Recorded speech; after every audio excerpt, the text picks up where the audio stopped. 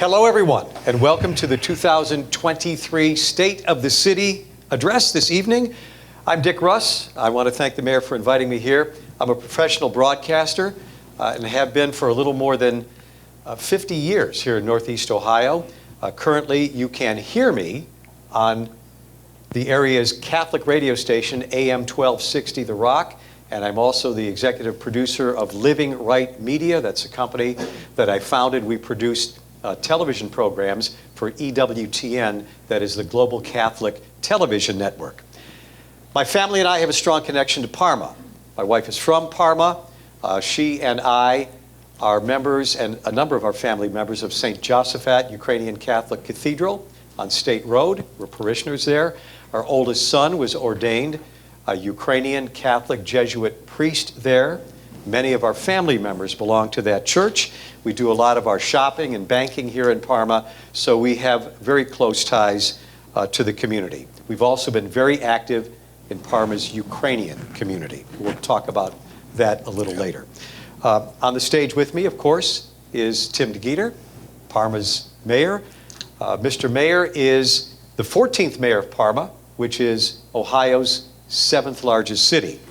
Throughout his administration, Tim has made a number of things his priorities. One, improving the quality of life of residents, supporting economic development throughout the city, repairing the city's infrastructure, and also preserving public recreational green space. These are some of the priorities of the mayor and his administration. We're going to talk about all those things in the minutes to come. He sits on the executive board of the Ohio Mayor's Alliance, serves on the boards of the Ohio Municipal League, the Northeast Ohio Regional Sewer District, and the Northeast Ohio Area-Wide Coordinating Agency, you know that as NOACA. Tim earned his law degree in 1997 from the Cleveland Marshall School of Law, where he met his wife, Pam. They live in Parma with their 2 children, Jack and Molly. The motto of the city is progress through partnerships, and tonight is actually an example of this. We want to thank our host, John Puskar, who's the owner of this facility, Work Hub 99, which is the former GM training building. John calls Work Hub 99 the city's newest business incubator. It's designed to support new businesses and welcome and support and nurture people who have new and growing business ideas. There are 10 businesses here now that employ more than 50 people. John shared some of the highlights with us about some of these businesses. Let's take a look at some of them. Spectacular performances and events. They moved here from Chardon. They do shows at major local venues like the Cleveland Zoo, and they performed in places as far away as Georgia and Orlando, Florida. 2 local brothers started Mansa Medical. That was about a year ago. Today, a year later, they're selling millions of dollars worth of medical equipment all over the world. CellPlan, they moved in from Arlington, Virginia. The company installs real-time cameras that help with law enforcement. Jamtech, relocated from the Baltimore area. That company configures computer hardware and software for courthouses throughout Northeast Ohio. And the Tomlinson Company, they are 120 years old, a manufacturer of faucets. They moved here to Parma from Warrensville Heights. So lots of office space. In addition to that, there's a big kitchen area, free parking, office furniture, small conference rooms, big conference rooms like the one we're in here this evening. And it's an idea that is not that old, but is very significant in terms of economic development here in the city of Parma. Okay, Mr. Mayor, speaking of business, we'll talk about the local economy. It's no secret that in 2020, you and mayors all over the country, I guess you could say, suffered through this. It was an alarming time, the global pandemic. It hit all of us. Since then, how has the economy of Parma done, and how would you say it has bounced back? Sure. First, Dick, thank you for being our host tonight. It's greatly appreciated, and all your connections and touch points to Parma. I also want to thank, there's a number of council members here. I see our law directors here, our treasurers here as well. So thank you also for all being here. Additionally, my wife Pam and our son Jack is here. So appreciate their support. I couldn't do this job. They've seen so much interesting things through the years as family members of our household. And my daughter Molly is not here.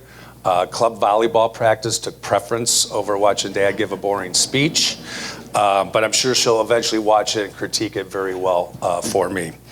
So thank you all. And again, thank John Pushkar and his wife, Lisa. He's done an amazing job here. Dick, this was the former GM Training Center building. And John, longtime former Parma resident, and his wife, they've allowed our police and fire to do training here before they did the build out. And we appreciate your significant investment in getting small businesses here, small businesses supporting small businesses, because that's our lifeline. That's how cities are funded. It's not property tax, although we get a small sliver of that through our fire and police levies, but it's mainly the income tax driven. So what we've seen, and I'd be remiss not to just take a pause here, this is our first live State of the City address in 2 years. The last 2 years, and thanks to the schools, we've been able to videotape those. But it feels really good to look out and see an audience as we've gotten past and hopefully beyond the pandemic. But that was really challenging. And you mentioned the Ohio Mayor's Alliance. That's the top 25 most populous cities that are members. Cleveland just joined, Mayor Bibb. There was no playbook on how to handle the pandemic. You just try to make the best decisions you could, move on. One of the first things we did when you look back on that was close our senior center. And that was a really tough decision at the time. But you look back, like that was the easiest one. And we'll talk a little bit later about our senior centers. But you've seen coming out of that, increase, it's bounced back. Increase in income taxes. We're very cautious, very optimistic. We always are in Parma as we go through budgeting process, watching inflation. But I can highlight a little bit of businesses that we've seen come through here, big and small. So I'll start with big. One is right across the street, GM. They just completed a $46 million investment, and they saw positive third quarter earnings as well. And I know we have UAW workers here, leaders here. That is significant because there's been traditionally a history between the UAW men and women working with management here across the street. So the more that they continue to invest, the more that we're going to see cars and workers working there. And that helps me sleep at night because they're one of our top employers, Dick. And I will say this as well. We are a GM town, right, Chief Lasky? So we buy GM products. We buy GM cars, cruisers for our police department, ambulances for our fire department, our service department. Personally, I drive a GMC as well. I'm proud of that in Acadia. So Parma is GM. Additionally, thank you.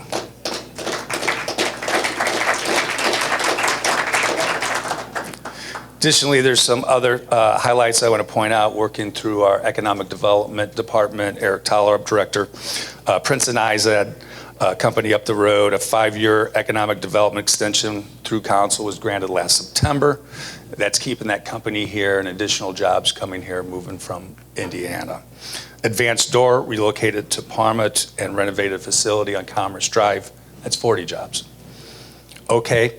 Relocated from Cleveland, 50 jobs. We did another economic development agreement with them. We're really excited about, on 130th, the 16.5 acres of prime industrial land that we hope can attract jobs built out.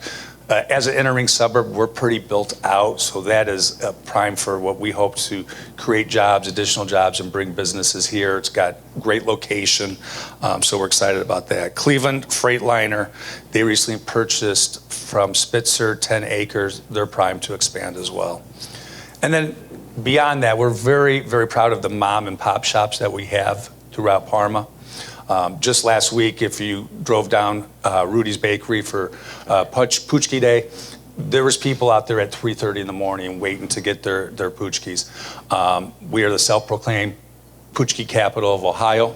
I'm still waiting for Lorain, Ohio to challenge us on that. But it's small businesses that is the backbone of our city. So in retail, we've seen Old Time Pottery move to Day Drive.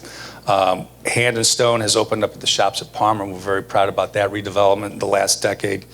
And then restaurants. We have all kinds of different foods that you can get here in Parma. I'll just highlight a couple, 3 new ones at the shops. I Heart Mac and Cheese, Ashmis, Raman Noodles, Crumble Cookie. The first Cuyahoga County location for the original Steak and Hoagies opened up on Broadview Road. And also on Broadview Road, you have Chicago Italian beef sandwiches that moved here, Au Juice.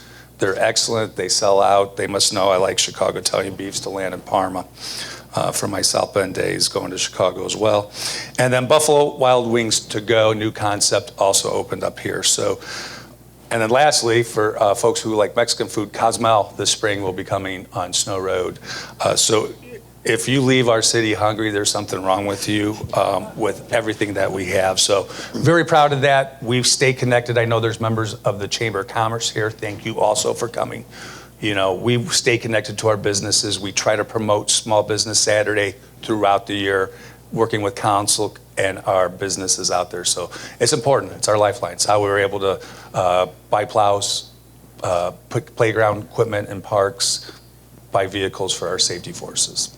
Well, obviously, a mayor can't run the city by himself. City of 80,000 people. You have a team, but there have been some changes at City Hall recently. Department leadership. Tell us a little bit about the new faces at City Hall. Sure. So running the city is kind of, I'm a sports guy. I'll use an analogy. It's like a head coach, and you have an offensive coordinator, defensive coordinator, and different assistant coaches. And I know we have returning, Eric Toller's been with us for a long time. Renee Guy, Mickey Vittardi, who's been here for over 30 years, I believe, passionate about his job. But we've had several retirements in the last year that's created some new faces at City Hall. Bob Corey is our new safety director. He's here. He replaces Tom Weinrich, who retired, had 36 years of service at the city as tax commissioner, served 2 mayors as the purchasing personnel director. Bob has been in law enforcement for 30 years. He was the chief assistant law director for the city of Parma, chief assistant Cuyahoga County prosecutor's office, most recently the public service director for the Cuyahoga County. And what's crazy was back when I was a law student, my first position at the city of Parma was a law clerk. And my chief of staff, who's here as well, he came in the perfect timing, January of 2020. And then 3 months later, the world collapsed on it. So that was a significant change, and I'd like to recognize him.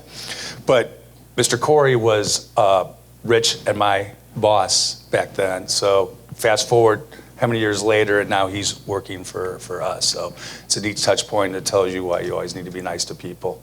Right, Bob?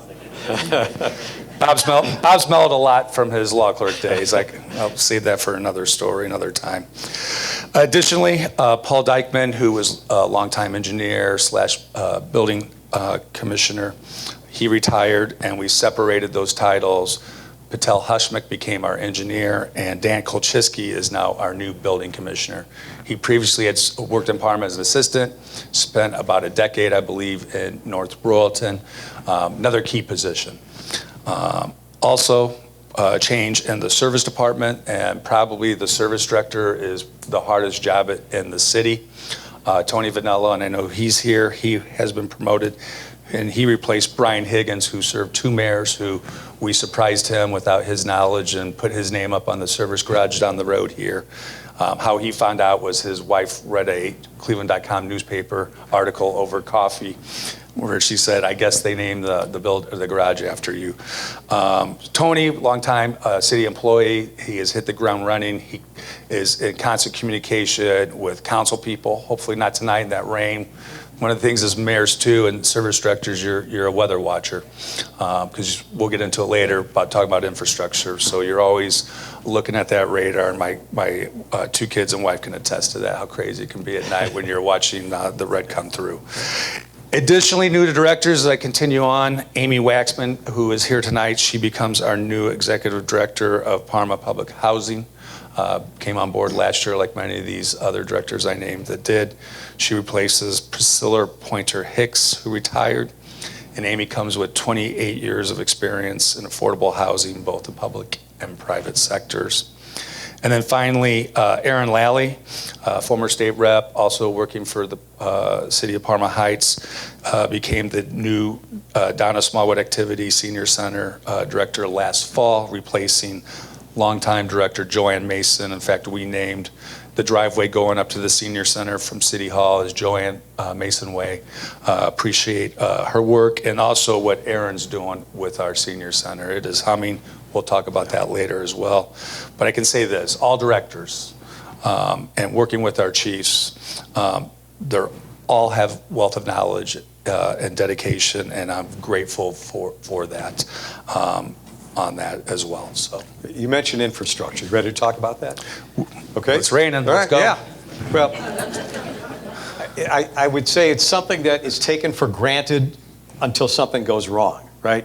And as a reporter, I know. I mean, you get an event like, the rain or the snow, or you get calls about potholes and flooded streets and backed up sewage. Over the past few years, and I've been there. I've been on a lot of these street corners, we'll drive by somewhere and I'll point out to my wife or whoever's in the car, oh, I remember standing on that corner when it backed up, and I remember standing over here when it was flooding and did a report here. Anyway, you've dealt with this for years, right, in Parma, you and the past mayors. What are you doing to address flooding and the other infrastructure problems? Sure, a great question, important question, because it's something that we work very hard at City Hall every day. And I can say this with council members who have experienced this. I had former councilmen who are citywide electeds, and I see our county council member, Scott Toom, is here as well. Going to someone's house, and I love lakes, don't get me wrong, I just don't like them in people's basements. But you've been there where you go. That's the number one issue, number one thing we're trying to tackle, because there's, after that, a deep second place on that issue. So we, working with our partners, our city engine department, they're constantly finding funds, grants, loans to get projects done, and we're excited about that, and I'll highlight some of them. But as you mentioned in the beginning, our city motto is progress through partnership, and we live that. And we live that with Northeast Ohio Regional Sewer District with their stormwater management program, which is huge for us. The county, the prior mayor, Dean DePiero, and that council contracted with Public Works, and that's helped address significant sewer work, maintenance, cleaning. And then with the West Creek Preservation Committee, we talked about expanding green space. They've acquired the former Palmerdale property, the Padua soccer fields. So we have the newest reservation, and the Metro Parks is a great partner as well. Unique capacity, we want green space, so we're working on that. And I'll highlight some projects that we're doing so everybody's aware. So on the local level, we have Kruger Avenue, Fenway Road, and Rustic Trail. Those are sewer improvements that we're doing at the local level, design engineer work. We're moving on those this year. All three of those are approximately $2.5 million. And additionally, each year, we fix about 130 street catch basins throughout the city, utilizing that stormwater management fund as well. And then also, if you really want to learn a lot more with our community partners, I invite you to the Water Summit. It's something that council started and has all those entities I talked about. It's at the Watershed Stewardship Center, March 25th in the evening. So look for that. That's a great way to learn what is going on in the city. And then the sewer district. And besides the Ohio Mayor's Alliance, the board I serve on, I'm really proud to be a member of the sewer district. It's a professional organization that's helped so many communities, because it's not just Parma. It's not Parma that floods. You see throughout there, they have issues as well. So this crosses just Parma, it's their service area. So Sprague Road, Parma North Royalton, the sewer district is replacing an old large culvert under Sprague Road. That's about an $800,000 project. And then if you go up the street to York and Pleasant Valley, that has always been a hot spot for us, Dick. And I know if there's a storm coming and I get out of my car and drive around, and if I go down that, there's a small crest of a hill, and if I see lights, police cruiser lights out, knowing that that road's blocked, that's gonna be a long night for all of us. Service director, council, whatnot. So the sewer district working with our public schools, working with Holy Family Church, they've acquired some property, putting a basin in there. It's about retention, keeping that water retained over there. So we're excited about that. There is also through the sewer district a $9 million project along Big Creek that they've been acquiring some easements, different things, bank restoration. So that is significant, helpful. And this is all part of their bigger, they did big studies throughout their entire service area. So we're grateful seeing some of that funds and funding and project coming to our city. Storms Drive, that was one we thought we fixed. There's a basin over there, Bonnie Banks, where we had the sewer district dredge it. Now we're going phase 2, putting additional larger pipes along Storms Drive that will feed into the Big Creek. And there's also on the design engineering, expanding that basin as well. And that helps all of us from the water coming in and then slowly trying to get out. So it also protects both the south side and north side in our watersheds. And then two of them, I'll close with two of them that are really important, that are both in public parks of ours. One is Zielinski Park, right across from the shops at Parma. It's a green infrastructure, 2.3 million, may even be 3 million. Numbers mistake me, it might be on my cheat sheet here. It's 3.3. So sewer district project, green infrastructure. So again, it's about capturing that stormwater, more capacity. It'll fit nicely in our park, where you'll have a walking trail, interpretive boards, working with our other partner, Cuyahoga County Public Library, which we have 2 phenomenal, and their executive department is in our city. That's gonna help 75 homes not flood. And more, but that's their benchmark. So that means 75 less homes are calling a council person, calling the mayor's office, asking, what are you doing? And then finally, Veterans Memorial Park, which is one of my favorite places in the city of Parma. Nothing is better on a spring or summer day to drive through it. It's a park I tell people as something for everyone. Hiking trails, young and old use it, go through there. Disc golf course, year round. Cars are constantly in that parking lot utilizing that disc course. We have a putt-putt, free putt-putt, where you see papas and grandmas taking their grandkids up there putt-putting. A wonderful playground, ball diamonds where I saw my kids play and coach them. Tennis courts, and then on the front, and a beautiful memorial for our veterans that's utilized for Memorial Day each year. But at the front door is Honey Hut Ice Cream. What's not to like about Honey Hut Ice Cream? So in that, what we've done an emergency remedial temporary measures where we drained it, dredged it to get more capacity, because I've been there where I've seen that overflow to the streets to the north, and it's like a tidal wave where you can't do anything. And we've had service workers in rowboats trying to, with a rake, cleaning off the debris. So that is going to be similar to Zielinski Park. Design engine work should complete it this year. I've got my fingers crossed that maybe construction can start at the end of this year, but for sure we're getting going on that. And those are projects where I tell residents, we're trying to do stuff. So now it's getting off the design engineer phase into the construction, and nothing's more important to see that work get done. Mayor, there are a number of first responders here with us in the audience. I would say that the professional demands on firefighters, police officers, paramedics are probably higher than they've ever been. And that can make it hard for cities to attract and retain qualified candidates, right? Do you have a staffing issue in Parma? And if so, what can you do to attract and retain first responders? So before I get into that, one of the things I want to say I'm very proud of about our safety forces is that the fact that Parma is unique, that we have 2 hospitals here, 2 emergency rooms. If you recall years ago when the hospital in the city of Lakewood closed, that really had negative effects within that city. So here we are, that we have significant investment from both those healthcare providers, access to that healthcare, and UH is probably our biggest employer, significant. They just did an investment in a surgery center in the past couple years. That's open. And they work closely with our chief, our command staff, our fire department. But on the question on attracting candidates, fortunately, because of leadership, things that we do here, we don't have that problem, which is huge. In fact, just in January, and our departments are getting younger as well. Just in January, there were 7 new police officers sworn in, 8 new firefighters. And in the past 2 years, we've had 15 new officers and 19 new firefighters. And proud to say, under the leadership of Joe Bobick, there are 12 female officers that we have in the city of Parma.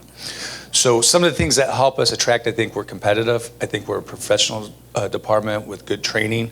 But we also, our chiefs work with Tri-C's public safety training program, which is right here in our backyard in Parma Heights. So there's a close alignment there.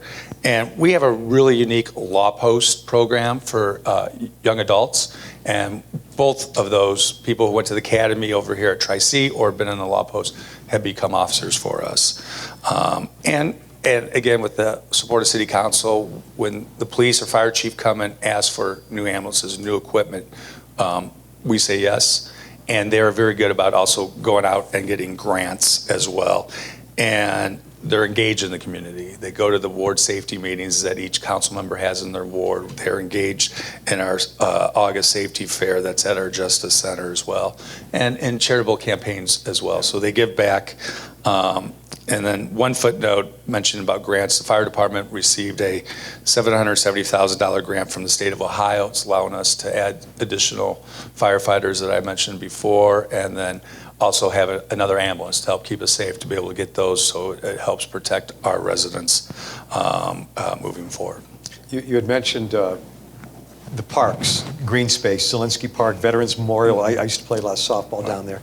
And this is really important to all the residents, the green space and the parks. Is Parks and Rec offering anything new? And then after you talk about that, give us an update on the golf course, and which is, you know, right in the center of town, and which obviously that issue has been in the news a lot.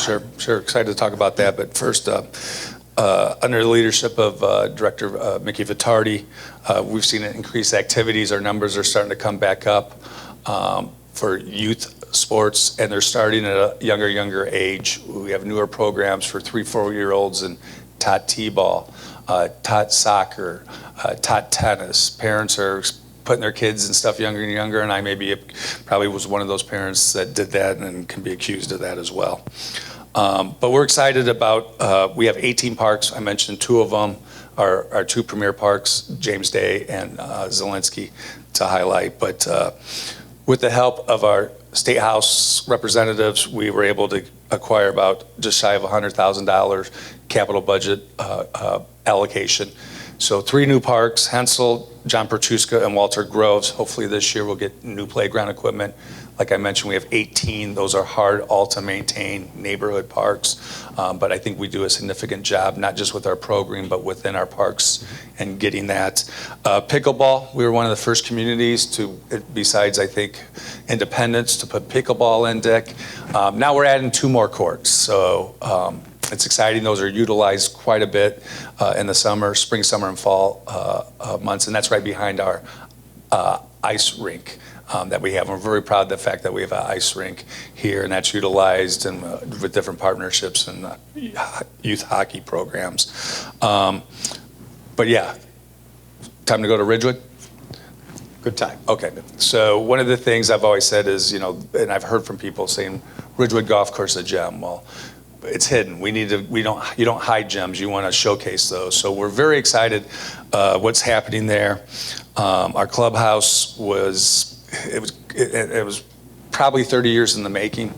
It's to the point, like, how much do you just kind of Band-Aid, patch-aid before you know, are you going to do a new build on it? And it's been that time. So with the help of our county councilman, former county executive Armin Budish, and through the land bank, at no cost to Parma taxpayers at the local level out of our budget, we were acquired demolition funds. So we were able to demo that, and that gave a pathway for us to do a new clubhouse/event center. And I want to hone on event center because it's not just for golfers, it's also for non-golfers. And we're really excited about this economic development project, Dick. So to be clear, you're not just building a new clubhouse out at Ridgewood, right? That is clear. And what's helpful on that, and we're very great, and our county councilman was able to get us a $4 million allocation. So that jumpstarted this project real early. But no, it's not just a clubhouse.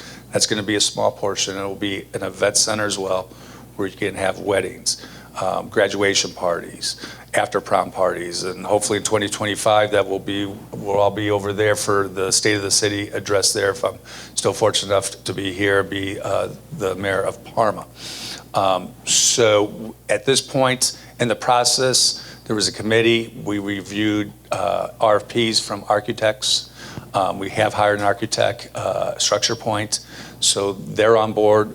Not too long ago, we hired Higley as our contractor, and now we're in the process of getting a contract or a representative's owner's rep. RFPs are going back out on that. So once we get that team put together, then you'll start seeing things move here. But again, our goal is to have that open in 2025. And again, it's not just for golfers, and we think that will be a boom. Attract more outings, attract events, and it's probably the largest economic development project the city's taken on in 20 to 30 years. Okay. Mayor, for anybody moving to the greater Cleveland area, what would attract them to Parma? Potential homeowners, what can be offered to them in Parma? And I guess you could say, why would people want to move into the city? Sure, and I could say we're getting younger, which is great. Okay. I think one of the biggest factors, and the number factor, is our location and access to 480, access to east or west, access to downtown. If you live on the north side, it's a short Uber ride to get to a Cavs game or to a Guardians game. So I think that's attractive to us as well. And our housing market's very strong. I know that represents all of Northeast Ohio, but very proud of the fact when you look back to 2008 after the collapse and where those numbers were to where they are now, it's unbelievable. The median sales price for Parma right now is $180,000. That's up $30,000 from last year, which was $150,000. So that's significant. So we're proud of that fact. And we have affordable housing, good schools, those amenities we talked about. And we have so many different festivals, ethnic festivals, and I think the younger generation thinks that's cool to try new foods, go to those festivals. And the bakeries and the walkable neighborhoods we have, like Ukrainian Village, which you're very familiar with, Polish Village. There's a lot of excitement here. And as mayor, one of your biggest responsibilities is to be the head cheerleader champion of your city. That's your number one role. So I love showcasing that, talking about all the things we have. And I wish we could give award to these residents who bought their home in Parma on the north side, bungalow, typical, lived here, got indoctrinated in Parma, in their churches, schools, and then bought a house on the south side in one of our other subdivisions. They didn't leapfrog to Brunswick. They didn't go to North Royalton, but they stayed in Parma. And when I meet those residents, and I always tell them, I wish we could give you some type of award. But I can say this too, our downtown, our town center, we have the senior center, the library, the hospital, Stearns Farm, the shops at Parma that's would be done, and our golf course. So even though Parma's the 7th largest city, it's a very small, tight-knit community, and I'm very proud to serve as Mayor Dick. You said it's getting younger, but still, I mean, obviously there are a number of senior citizens, retirees, older residents. What's Parma doing these days to offer to them? Great question, and great segue. So we have our senior center, our Donna Smallwood Activity Center, and mentioned earlier with the new director there, Director Lally. It's open Monday through Friday, offer meals. exercise classes, crafts, parties, transportations. There's all kinds of new services coming out of there. And as I mentioned earlier, that was the first to close, last to open in the pandemic. And since then, there's all kinds of great new improvements that we've gotten. Transportation services, we've added drivers, vehicles. We get seniors out where they need to go in the city. And then through the Parma Commission on Aging, they purchased Kindles for low-income members who have no smartphones or computers, and we've partnered with the library. They get 1 free year of Wi-Fi. They learn how to create an email address, create a Facebook. Tech training, I guess. Without question. And they get out, not just there. There's all kinds of outings. There's a new veterans group that was just dedicated a veterans wall on Friday. Impressive crowd. They're going to be meeting monthly up there. So the numbers, as you see, last year, 100 persons there a day, 30 rides, 28,000 meals delivered. And in 2023, those numbers so far are trending even higher than last year's average numbers. So if you're a senior and you're want to come up there and exercise, maybe even just shoot pool, grab a cup of coffee, it's the place to be. And I believe Erin, who is the director, it's not a job to her, it's a passion, and you can just see her excitement and her role up there. Mayor, in the last year, one of the, I guess you could call it the biggest story would be Russia's invasion of Ukraine, particularly a very big story here in Parma. Personally for us, as members of the Parma Ukrainian Committee, it hits close to home. And I mean, we have relatives there who are suffering. So many people in Parma do. Many folks have come in here. There's such a strong bond between Parma and Ukraine. Even though the war is thousands of miles away, it is very deeply inside and in the hearts of so many people here in Parma. Without question. A year ago when that invasion happened, my wife and I happened to be up watching the news, and the reporters were reporting from a rooftop. Behind it was a church that the domes looked just like St. Joseph has. So even though Ukraine's over 5,000 miles away, what you see going on there is heartbreaking, but what you see on the ground and the leadership and the community coming together is heartwarming. And let me recognize Marta. If you'd stand up, let's give her a round of applause for her leadership on this issue.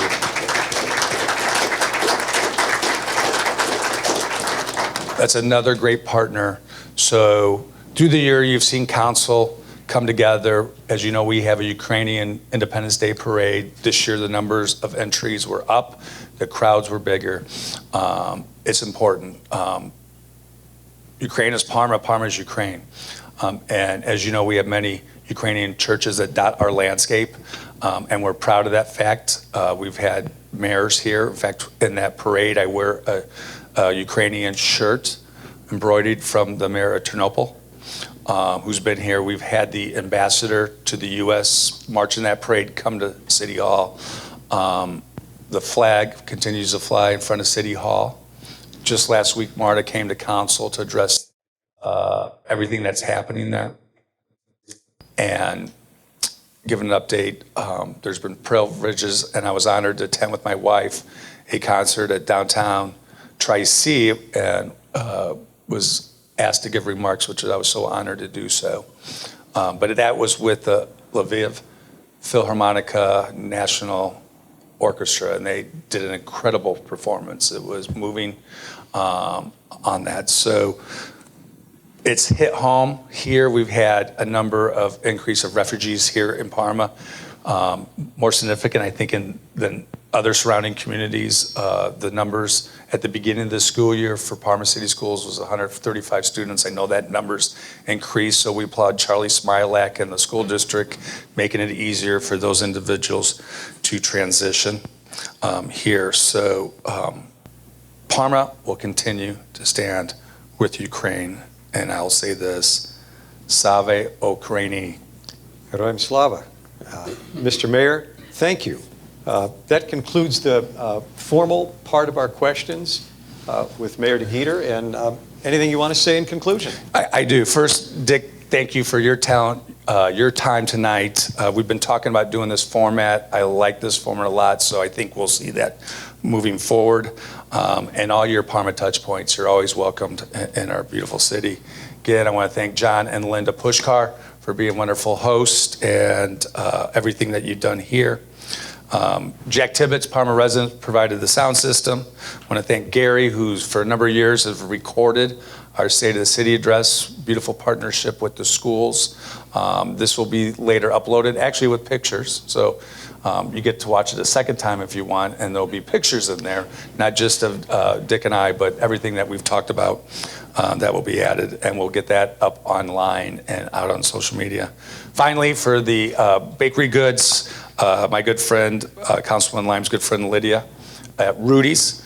Again, the numbers I was told that for Poochki Day, and it was also her 75th anniversary as well, so it was a crazy party attracting all kinds of media, but in the time frame here going into lunch, 82,000 Poochkis. So, and I love it because I'll hit other bakeries, and we always, buy, and I drop them off at the parish council office for St. Francis Sales, and all the other bakeries always ask, hey, how's she doing over there? And I'm like, she's good for you guys too. So, by the way, that's 80 million calories. Yeah, correct. Good point. And then finally, our communication director, Carolyn Kovac, for putting all this together and coordinating every detail. And again, thank you everybody for coming. Stay dry tonight, stay safe. God bless Parma, God bless Ukraine, God bless the United States. Thank you, everybody. Thanks, Mayor. Appreciate it. Yeah, nice job.